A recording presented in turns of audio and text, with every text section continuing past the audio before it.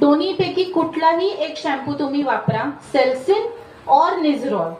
हे कसे वापरायचे तर जो एरिया तुम्हाला डॅन्ड्रफचा आहे असं वाटतोय, स्पेशली समजा टाळूचा भाग किंवा मागे मानेखाली, तर तिथे तो शॅम्पू एक 5 ते 10 ml एका कप मध्ये घ्या.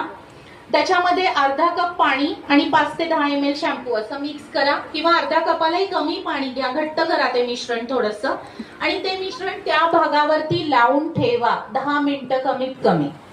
आणि मग बाथरूम मध्ये जाऊन तुम्ही केस धुवून टाका, पण धुताना परत वेगळा शॅम्पू वापरू नका. असं नियमित सलग 3 दिवस करा, रोज करा, सेम पद्धतीने करा. आणि चौथ्या दिवशी काहीच वेगळा शॅम्पू कंडिशनर कुठलाच लावू नका.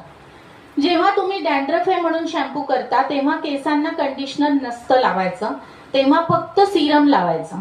टॉवेल ड्राय केस करायचे, पाणी निथळायचं कमी झालं की मग सिरम लावायचं मिड एंड्स टू एंड्स. मग भरपूर सिरम्स आहेत, लिव्हॉन आहे, लॉरियलचे आहेत, भरपूर कंपनीज आहेत, मॅट्रिक्स आहे, चांगले आहेत त्यांचे सिरम.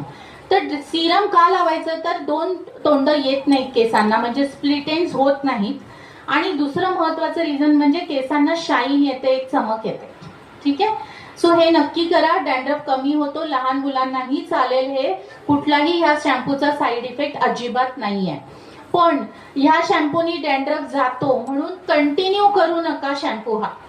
डॅन्ड्रफ शॅम्पूमुळे स्कॅल्प ड्राय होतं आणि ते स्कॅल्प ड्राय झालं की नंतर खाजायला लागतं, तर ते होऊ देऊ नका. ठीक आहे, 2 प्रकार असतात, एक तर तो डॅन्ड्रफ असतो किंवा स्किन निघत असते. जेव्हा तुम्ही एक्सेस ड्राय करता स्कॅल्पला तेव्हा स्किन निघायला लागते, आणि स्किन निघायला लागली की ती दिसते डॅन्ड्रफ सारखीच, पण त्यांनी खाज येते आणि रॅश येते स्कॅल्प वरती. तर हे टाळा. ठीक आहे.